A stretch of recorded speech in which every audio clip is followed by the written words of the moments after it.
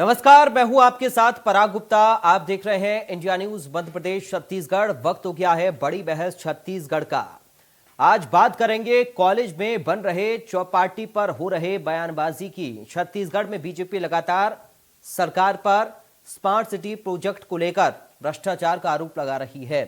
इसे लेकर पूर्व मंत्री राजेश मूणत, सांसद सरोज पांडे और सुनील सोनी की अगुवाई में रायपुर शहर के बीजेपी पार्षदों के दल ने दिल्ली में केंद्रीय शहरी कार्य मंत्री हरदीप पुरी से मुलाकात की और रायपुर शहर में स्मार्ट सिटी प्रोजेक्ट में व्याप्त कथित भ्रष्टाचार के संबंध में शिकायत भी की है।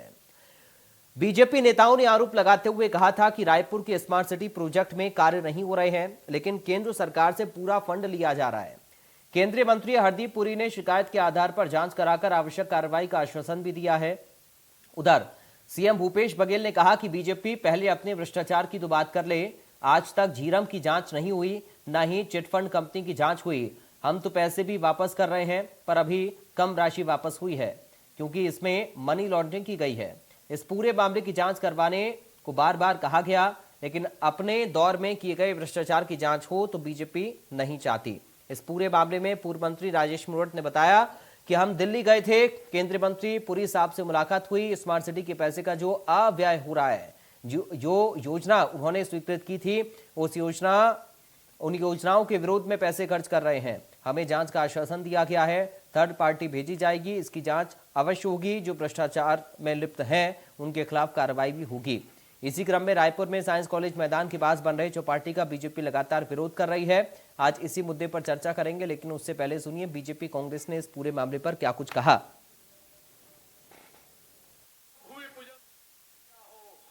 स्मार्ट सिटी के पैसे का जो अपव्यय हो रहा है, जो योजनाएं उन्होंने स्वीकृत की थी, योजनाओं के विरोध में पैसा खर्च कर रहे हैं। जो उनके एरिया में नहीं आता, उस एरिया के बाहर भी जाके वो काम कर रहे हैं। और ऐसे कई उदाहरण, ऐसे कई काम, जिन कामों की स्वीकृतियां मिलने के बाद में भी स्थान परिवर्तन अपने आप कर दिया। जो 100 रुपये का काम है वो 1000 रुपये में हो रहा है। और इस प्रकार का देखने को मिला है कि 250 करोड़ रुपया ट्रैफिक कंट्रोल के नाम पर खर्च कर दिए और आज शहर का ट्रैफिक वहीं के वहीं खड़ा। किस चीज़ में क्या किए?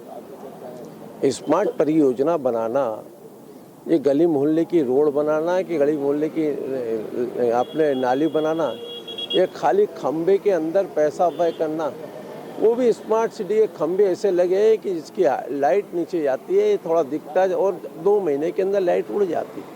इनके जो भ्रष्टाचार है उसकी जो शिकायत की एक आध तो जांच करा ले। नान की जांच करना चाहते थे, वो हाई कोर्ट में स्टे लेके बैठे हैं। पीआईए लगाया, तत्कालीन नेता प्रतिपक्ष। ये भारतीय जनता, ये झीरम घाटी की जांच करने की बात करते हैं तो ये नहीं है, जांच नहीं करती, खुद नहीं करती, हाई कोर्ट में स्टे लेके बैठ जाती है। तो जितने भी हम लोग कार्रवाई करने की कोशिश करते, चिट फंड कंपनी के हजारों करोड़ रुपया यहाँ के निवेशकों को डूबा है, हम लोग बोलते हैं उसको जांच करो, तो उसको जांच नहीं करेंगे। तो राज्य सरकार की कोई बात माननी चाहिए कि नहीं माननी चाहिए? और है तथ्य, डूबा है कि नहीं डूबा है? एक आदमी कह सकता है छत्तीसगढ़ का कि चिट फंड कंपनी में उनके पैसे डूबे हैं।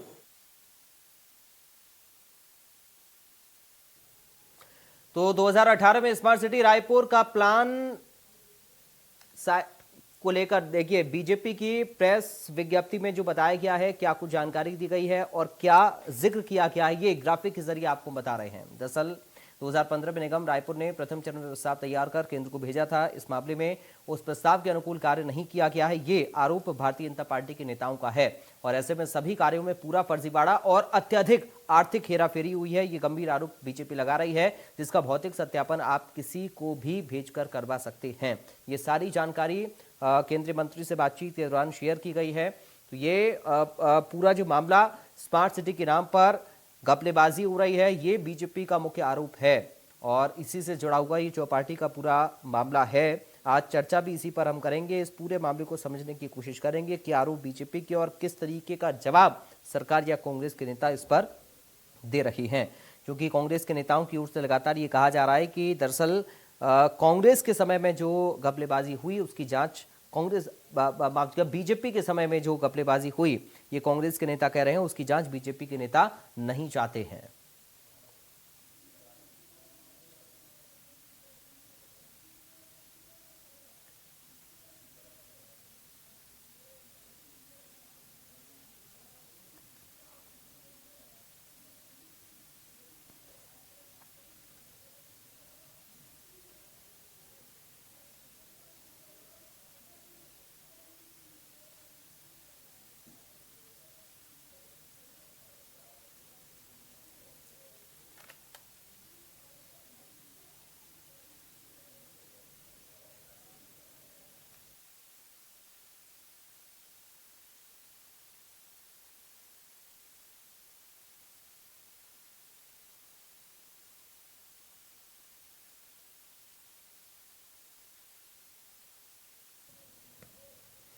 और चलिए हमारे साथ दो खास मेहमान जुड़ गए हैं, सीधा आपका परिचय कराते हैं, उसके बाद करेंगे बड़ी बहस की शुरुआत। हमारे साथ रायपुर नगर निगम से नेता प्रतिपक्ष और बीजेपी से नेता मीनल चौबे हैं। मीनल चौबे जी, आपका स्वागत है।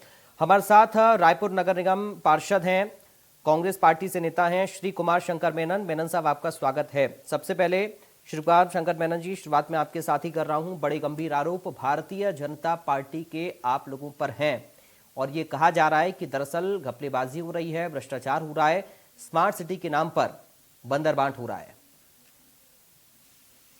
पराग जी, मैं आपकी बात से शुरुआत करना चाहूंगा। जो आरोप मुनत जी ने लगाए हैं और जिस एक शहर के अंदर में एक वातावरण बनाने का प्रयास किया जा रहा है, ये आखिर धरना और आंदोलन किसके खिलाफ? देखिए, स्मार्ट सिटी योजना की शुरुआत जब 13 मार्च 2016 को हुई थी केंद्र सरकार ने, उसी समय गाइडलाइन तय कर दिए थे। स्टेट के जो स्पेशल सेक्रेटरी होते हैं फाइनेंस के, वो उसमें रहते हैं। पूरे आरडीए के जो चीफ इंजीनियर होते हैं वो होते हैं, आरडीए के चीफ इंजीनियर होते हैं, एजीएम होते हैं, पूरे तमाम शासकीय अधिकारी होते हैं। कंपनी बनाई जाती है और एक कंपनी के माध्यम से ही पूरा संचालन किया है स्मार्ट सिटी का। नगर निगम का सीधा किसी प्रकार की कोई भूमिका स्मार्ट सिटी के प्रोजेक्ट में नहीं होती। यही नहीं, पूरे देश के अंदर में वो है। इसको लेकर लगातार जनप्रतिनिधियों ने, चाहे महापौर हो, पूरे देश के अंदर महापौर लोगों ने इसके लिए मांग की है कि हमको भी स्मार्ट सिटी के अंदर में योजना बनाने से लेकर सभी चीजों में हमारी भूमिका तय होनी चाहिए। कई जगह कोर्ट में मामले लंबित हैं। तो मैं स्पष्ट कर देना चाहता हूँ कि पूरा आज जो आंदोलन चल रहा है, ये एक प्रकार से केंद्र सरकार के खिलाफ ही ये लोग आंदोलन कर रहे हैं। एक बात। दूसरी बात, इसमें पहले रमेश बैस जी 2018 में जो योजना बनी थी, 2016 में जब से शुरुआत हुई स्मार्ट सिटी की, तब से रमेश बैस जी उसके सदस्य थे जी। बाद में आज सुनील सोनी जी उसके सदस्य हैं, जो एडवाइजरी कमेटी है। ब्रिजमोहन अग्रवाल जी उस समय भी थे, मुनत जी भी थे उस समय advisory committee smart city Raipur के, और वर्तमान में ब्रिजमोहन अग्रवाल जी भी हैं विधायक के रूप में। इनकी एडवाइजरी कमेटी में भी भूमिका है, ये सदस्य उसके। लगातार मीटिंगें होती है, उस मीटिंग में सब चर्चा होती है। और वर्तमान में भारतीय जनता पार्टी में जो एक नए नेता उभर के आए हैं, ओपी चौधरी जी, जो कलेक्टर के तौर पे, वो भी इस कमेटी के अध्यक्ष सदस्य 2016 के बाद जी, जब वो कलेक्टर के रूप में किए हैं। और लगातार पूरी भूमिका शासकीय अधिकारियों की और तत्कालीन विधायकों, सांसदों, सबकी रहती है। और कहीं ना कहीं जिम्मेदारी से कोई बच नहीं सकता। जहां तक अनियमितता की बात है, जांच कराई जानी चाहिए, उसके हम स्वागत करते, जांच करें, जहां गड़बड़ियां पकड़ा जाए। मैं मुनत जी की बात सुन रहा था, पराग जी। मुनत जी कहते हैं एडबी एरिया के बाहर में काम नहीं होना चाहिए। मैं खुद वर्तमान में 3 बार का पार्षद हूं और मेरे खुद के वार्ड में पश्चिम विधानसभा मुनत जी का क्षेत्र आता था। उस क्षेत्र में पानी टंकी से लेके पाइपलाइन बिछाने का काम स्मार्ट सिटी के माध्यम से मुनत जी के कार्यकाल में भी हुआ है जी। ये शायद मुनत जी भूल जाते हैं, लेकिन आरोप लगाने के लिए एक छोटे से मामले को, जिसको हम लोगों ने यूथ हब के रूप में प्रोजेक्ट किया, वो भी प्रोजेक्ट उनके समय के बना हुआ है। और आज एक चीज और बता दूंगा, केंद्र सरकार ने जो योजना बनाई थी, तो केंद्र सरकार नॉर्म्स तय किए थे कि देश के अंदर में कुछ कंसल्टेंट एजेंसियों को इसका काम दिया गया, जो प्रोजेक्ट बनाने से लेके इम्प्लीमेंटेशन तक का काम उनको दिया गया है। टाटा कंसल्टेंसी को जिम्मेदारी दी गई थी रायपुर के संबंध में। वो वेंडर है वहां के, टाटा कंसल्टेंसी, और उन्होंने ही पूरी योजनाओं को बनाया। 2016 से लेकर लगातार आज तक टाटा काम कर रही है रायपुर के अंदर में। ये पूरा केंद्र सरकार के देखरेख में होने वाला काम है। तो आज ये प्रश्न किसके ऊपर लगा रहे हैं? क्या केंद्र सरकार की योजना के बारे में लगा रहे हैं? क्या उनको लोगों से नाराजगी है, या सिर्फ राजनीति करने के उद्देश्य से कि लगातार 3 बार कांग्रेस का मेयर यहाँ बन रहा है, प्रदेश के अंदर में भूपेश बघेल जी की सरकार के खिलाफ कुछ बोलने के लिए नहीं है मुद्दे, इसलिए लेकर एक छोटे से ऐसे मुद्दे पर जो यूथ हब का मामला है, उस मामले को लेकर आगे बढ़कर ऐसे मिथ्या आरोप लगाकर, कोई एक सनसनी बनाकर, माहौल बनाकर, झूठ अफवाह फैलाकर करने का एक प्रयास है। और एक लास्ट बात मैं करना चाहता हूँ जी। एक साल हो गए इस काम को चालू हुए, पराग जी। राजेश मुनि जी का जो घर है, उस घर से ये यूथ हब एक दूर पर है, जहाँ काम चल रहा है। उस वार्ड में जहाँ पर एक काम चल रहा है, वहां का पार्षद हमारा साथी है रजन ध्रुव, वो भी भारतीय जनता पार्टी का पार्षद है। क्या 1 साल तक जब काम चल रहा था, उस वक्त इनको नहीं दिखा ये सब चीजों को रोकने का या ऑब्जेक्शन करने का? लेकिन आज आकर लगातार उस पर झूठ बोलकर यूथ हब की हम बात करते, वो चौपाटी की बात करते। आज तक एक भी पेपर में कहीं चौपाटी लिखा हो, मैं चैलेंज करता हूं मेरे विपक्ष के साथियों से कि वो बता दे।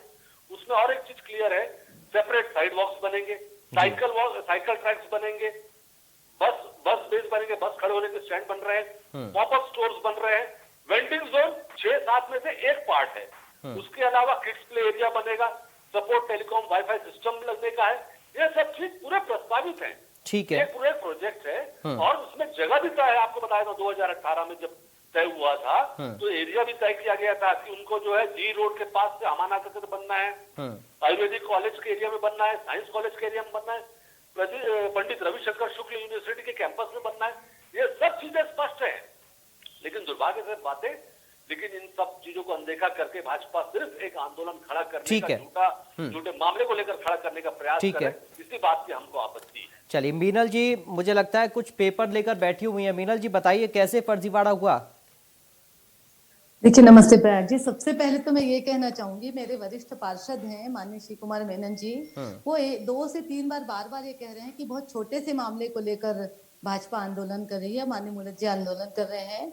अगर चारों तरफ शैक्षणिक स्थलों से घिरा हुए परिसर में आप 65 गुमटी लाकर रख देते हैं और वहां पे आप चौपाटी बनाना चाहते हैं, 65 आपका रीजन क्लियर है कि आप 65 दुकान आप सेल करोगे वहां पे और वहां पे चौपाटी खुलेगी, और ये उस मामले को छोटा मामला बता रहे हैं। हमारे युवाओं के भविष्य का सवाल है। आज रायपुर शहर में जो हालत है, पूरा शहर है वो नशे की गिरफ्त में है। ओडिशा से, बॉर्डर से, कहीं से भी नशे की सामग्रियां यहाँ दिनों मान आके बिक रही है, और चौपाटी निर्माण के बाद क्या होगा?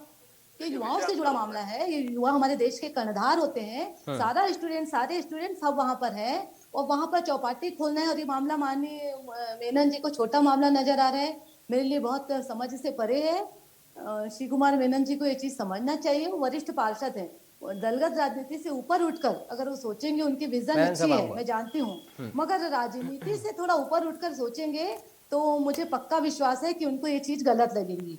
दूसरी बात, वे कह रहे हैं कि 2018 से जो प्लान बना है, ये स्मार्ट सिटी का प्लान, हमारी शिकायत यही है कि जो परियोजनाएं बनी है, जो प्लान बनी है, उसके अनुसार काम नहीं हो रहा है। आप यूथ हब की बात कर रहे हैं, वहां पर हम तो भौतिक सत्यापन के लिए माननीय श्री कुमार मेनन जी से मैं कहूंगी कि वो मेरे साथ आए और आकर देखें। मात्र 65 गुमटी को लाकर रख दिए हैं, तामझाम के साथ उसके ऊपर शो ऑफ करने के लिए वहां पे लाइट्स लगा रहे हैं। बाकी जो वॉकिंग ट्रैक है, हाई सिस्टम है, जो ओपन थिएटर बनने का प्लान एक यूथ हब में होता है, वो वहां पर कहीं भी दिखाई नहीं दे रहा है, ना उसके लिए स्पेस भी वहां पर दिखाई दे रहा है। रही ग्रीन कॉरिडोर की बात, तो आप आकर देखिए वहां पे जो ग्रीनरी थी, जो हमारे सरकार के समय में जब भारतीय जनता पार्टी का शासन था, तो वहां पे ग्रीनरी डेवलप किए गए थे, उसको पूरा नष्ट कर दिया गया है। ये सब मैं नहीं कर रही हूँ, आप लोग आके मौके पे देख सकते हैं, आप फोटोग्राफ देख सकते हैं। दूसरी बात, जो कह रहे हैं कि 1 साल पहले प्लान हुआ, देखिए ये 2 साल पहले का प्लान है। 2 साल पूरे हमारे कोरोना में बीत गए। जब इसका भूमि पूजन हुआ था, तब यूथ हब के नाम से भूमि पूजन हुआ। आज लगभग 15 से 20 दिन पहले वहां पे जो 65 गुमटी है वो लाके रखी है। तो हम क्या जाने, अगर 1 साल 6 महीने 8 महीने से पहले हम तो सोच रहे थे कि यहाँ पर इतने वरिष्ठ लोग हैं, माननीय महापौर एजाज ढेबर जी हैं, यूथ हब बनेगा, तो वहाँ पे चौपाटी का नामो निशान हमको समझ में नहीं आ रहा था। और जब वो सामने की दीवार तोड़ी गई, तब वहां पे नजर आ रहा है स्पष्ट रूप से कि जो सीधे जो प्लानिंग है वो सिर्फ चौपाटी की है, क्योंकि इनका इतिहास भी ऐसी है, इनका रिकॉर्ड भी ऐसी रहा है। सारे जो रायपुर शहर के गार्डन है, उसके 20% भूमि को एक्वायर कर लिए, उसमें ये लोग चौपाटी खोल रहे हैं। जब वो 65 गुमटी नुमा दुकान जो आज से लगभग 25 दिन पहले ला के रखी है, तब हमको पूरा विजन क्लियर हो गया कि यहाँ पे सिवाय चौपाटी के कुछ भी नहीं होने वाला है। और रही बात स्मार्ट सिटी के कार्यों की बात, माननीय मेनन जी कह रहे हैं कि पानी टंकी बनी है, माननीय मुलत जी के कार्यकाल में बनी है, तो ये सब स्मार्ट सिटी के पैसों से नहीं बना है, ये अमृत मिशन के पैसों से स्मार्ट पानी टंकी बनी है, पाइपलाइन का विस्तारीकरण का कार्य हुआ है।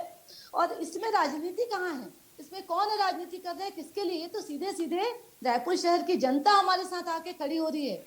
शहर का मुख्यतम मार्ग होता है जीई रोड, और जो चारों तरफ से कॉलेज स्कूलों से घिरा हुआ एरिया है, वहां पर आप चौपाटी खोल देंगे और कहेंगे कि जो बोलेगा वो राजनीति कर रहा है, तो ये कैसे संभव होगा? ठीक है, मेनन साहब जवाब देना चाह रहे हैं, बोलिए सर।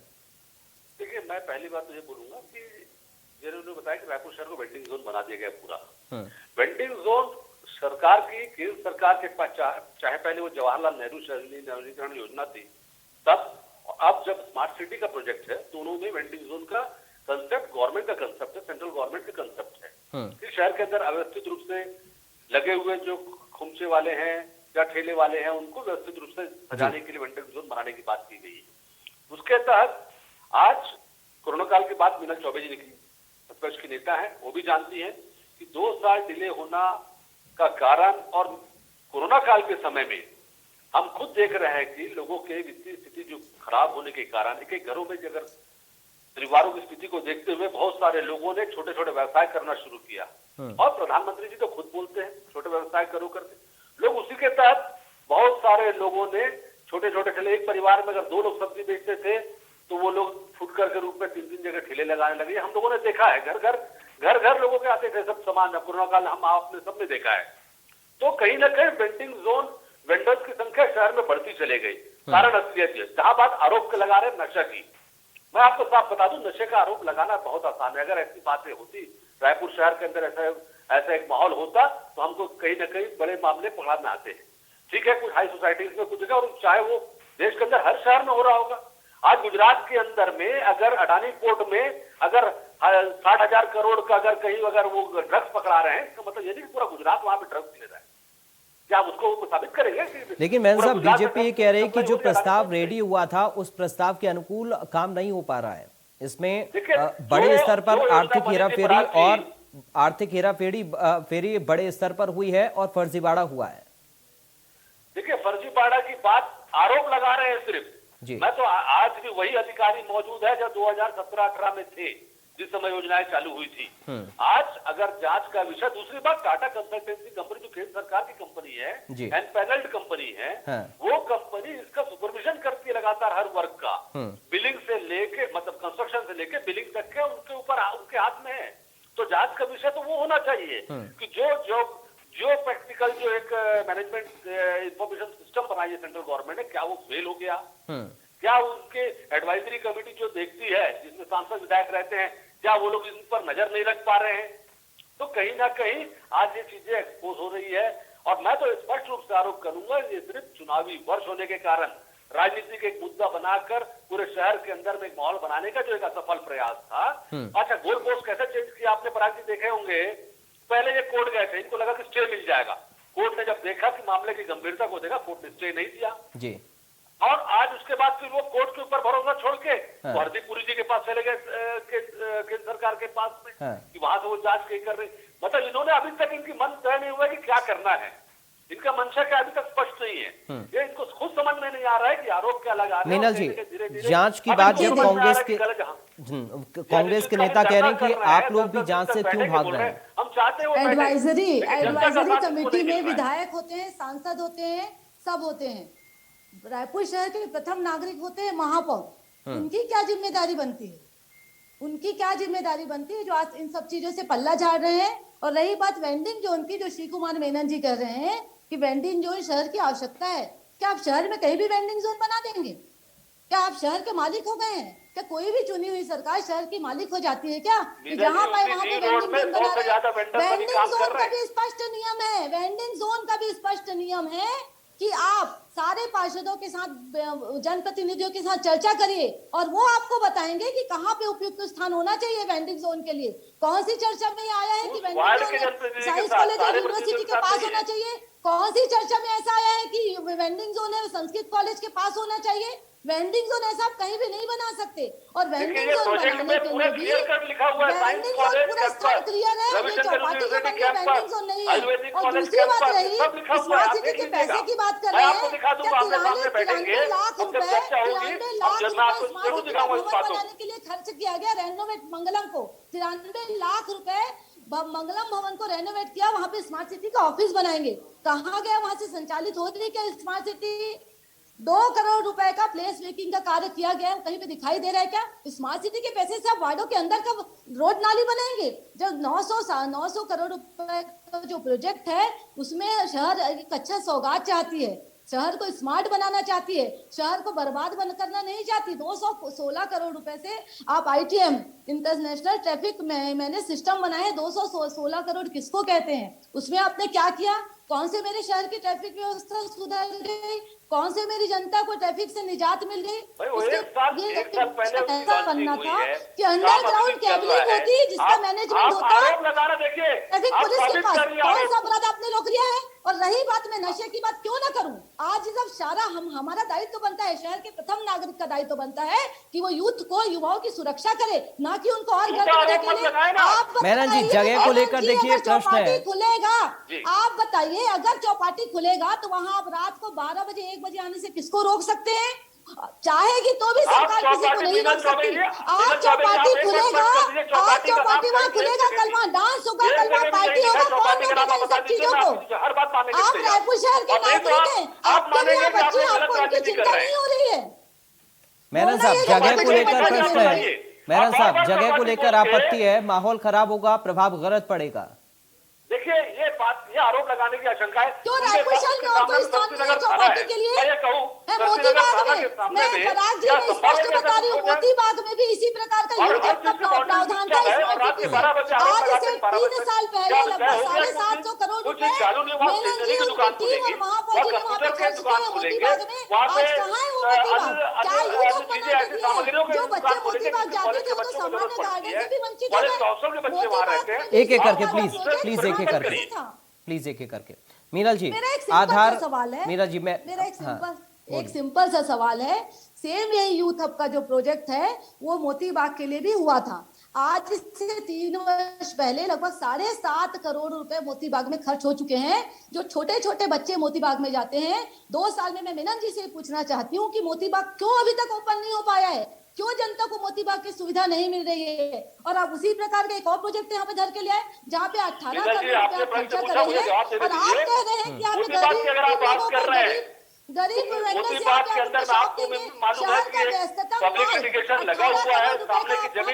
चलिए, मैं क्योंकि समय कम है इसलिए एक एक फाइनल कमेंट अब चाहूंगा, समय बहुत कम है। प्लीज थोड़ा सा रुकिए आप लोग, ठीक है?